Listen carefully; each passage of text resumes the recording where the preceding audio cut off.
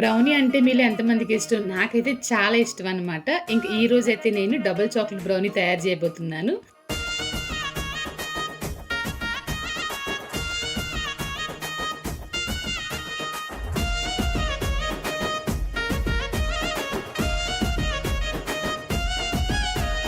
సిద్ధిరాల మనసు నాది సిన్నంగా పోతుంటావో చూడక పోతుంటావో